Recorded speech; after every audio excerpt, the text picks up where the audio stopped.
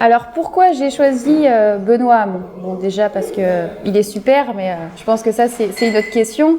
Blague à part, moi ça fait plusieurs semaines déjà, enfin il y a quelques semaines, j'étais pas sûre de participer à cette primaire et je pense qu'on était beaucoup dans ce cas-là et depuis quelques semaines, notamment depuis début de mois de décembre, voilà, il y a un homme qui s'est révélé, qui est venu avec un projet, une vision de société, un petit peu d'audace et je pense que ça fait du bien aujourd'hui quand on est militant de gauche d'entendre ces propos-là qu'on attendait depuis longtemps. Alors une des propositions de Benoît Hamon, c'est le revenu universel d'existence. Donc au-delà de ce revenu, derrière, il s'est dit, il faut qu'on se pose une question, notamment aujourd'hui sur le plein emploi, sur l'emploi, sur le travail. On connaît tous aujourd'hui les difficultés qu'il y a pour trouver un travail et qu'on soit jeune ou même moins jeune. Moi, je fais partie des trentenaires et on a déjà bien galéré à rentrer sur le marché du travail, même en ayant une formation, même en ayant un niveau d'études. Et on voit aujourd'hui que pour les 20 ans, c'est aussi très compliqué de rentrer sur le marché du travail et je ne parle pas des seniors qui peuvent connaître d'autres périodes de chômage, qui se font licencier, etc. Et donc, il pose cette question à un moment donné, comment on résout cette question justement de lutte contre le chômage, qu'on revienne à un taux de plein emploi et au-delà donc de ce revenu, c'est aussi toute la question du rapport au travail, à l'emploi, autant d'émancipation, autant d'épanouissement. Est-ce que le travail doit être central dans nos vies?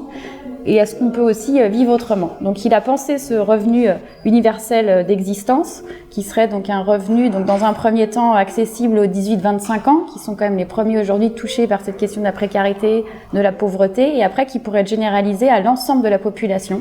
Donc c'est très ambitieux. Il y a beaucoup de questions, mais je pense qu'aujourd'hui, notamment des questions de financement, ça sera des choses à penser, mais il faut être utopiste, on le voit bien.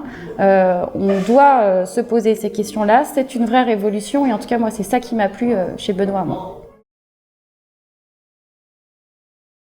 Alors, est-ce qu'il devient le patron du Parti Socialiste? Je pense que la question, elle n'est pas là du tout. Et d'ailleurs, toutes les personnes aujourd'hui, donc à Saint-Nazaire, mais aussi en Loire-Atlantique, qui rejoignent un peu la dynamique de Benoît Hamon, c'est que des personnes qui ne sont pas au Parti Socialiste, qui ne viennent pas voter parce qu'il est au Parti Socialiste, mais pour tout ce qu'il défend sur la question sociale, sur la question écologique ou d'autres. Et donc après, je pense que la question, elle n'est pas là parce que je ne sais même pas, et je le dis très sincèrement, s'il existera encore un Parti Socialiste dimanche prochain, mais surtout le 29 janvier, et on est plutôt à se dire aujourd'hui comment on doit rassembler des idées, mais aussi des hommes et des femmes pour porter un projet de gauche, parce qu'on est beaucoup à vouloir un projet de gauche, et notamment lorsqu'on a François Fillon qui porte un projet quand même très ancré à droite et très antisocial et très réactionnaire. Et le premier boulot, il est là, rassemblé à gauche. Donc le Parti Socialiste, je pense que à la limite, c'est un peu anecdotique le fait de se poser cette question-là, s'il viendra le patron du PS. Alors Gérard Collomb, oui, ça fait longtemps que j'avais pas entendu parler de lui. Je pense que pareil, enfin en tout cas ce que dit Benoît Hamon est très clair. S'il gagne aux primaires, la première chose qu'il fera, c'est parler avec l'ensemble aussi des autres candidats et candidates qui ont souhaité se lancer dans une aventure présidentielle. Donc il y a d'abord première discussion avec les partisans donc de Yannick Jadot. Les discussions sont déjà en cours. On a plusieurs élus et militants écolos qui ont déjà choisi de soutenir la dynamique de Benoît Hamon. Donc le pont est fait. Il y aura des discussions avec Jean-Luc Mélenchon, il y aura des discussions avec Emmanuel Macron. Et je pense qu'après, tout l'enjeu sera là de rassembler tout le monde derrière un projet. Je pense qu'il faut qu'on sorte aussi de la fameuse question, et c'est ce que dit Benoît Hamon très bien, de l'homme providentiel. Personne ne va venir nous sauver. Maintenant, c'est comment déjà on porte un projet, mais au-delà de ça, comment on arrive à le mettre en place concrètement, qui a un vrai impact sur le quotidien des habitants nazériens ou français. Et quelque part, c'est ce que n'a pas du tout réussi François Hollande, parce que il a porté un discours, un projet, et quand il est arrivé en responsabilité, pour au moins une grande partie des choses, il a fait l'inverse. Et c'est ça qui fait qu'on est dans cette situation-là aujourd'hui. On n'y croit plus. De défiance vis-à-vis des partis politiques. Donc là, c'est ce qu'il faut. Voilà, faut œuvrer dans l'autre sens. Et moi, en tout cas, je crois dans la sincérité de Benoît Hamon à faire ça, parce que je sais qu'il sait le faire. Eh bien, c'est très difficile d'avoir un pronostic parce que déjà, on ne sait pas trop combien de personnes vont venir. Certains nous annoncent des millions.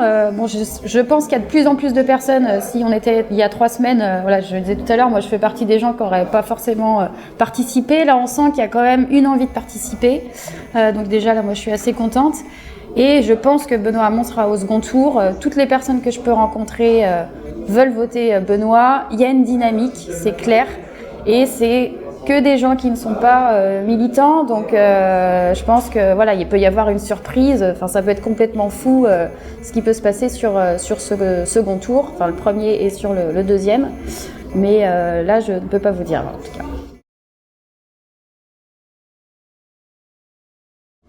Bonne question, grande question. Des ambitions dans ma vie, c'est sûr que j'en ai dans ma vie personnelle, être heureuse, changer le monde, ça je l'ai toujours voulu. C'est ambitieux, mais je pense que c'est important de l'avoir à l'esprit. Après, j'en sais rien. Moi, je fais aussi partie des personnes qui sont assez déçues du carriérisme en politique, du professionnalisme en politique. Moi, je milite beaucoup sur la question du non-cumul des mandats, et d'ailleurs que Benoît Hamon reprend avec la limitation du nombre de mandats dans le temps, enfin en tout cas limité à 3 mandats. Aujourd'hui, il faut qu'on ait une vraie révolution démocratique pour la représentativité de nos concitoyens, donc sur les élus, qu'ils soient locaux ou nationaux. On ne peut plus du tout fonctionner avec ce système. On voit bien que là, on est rendu au bout.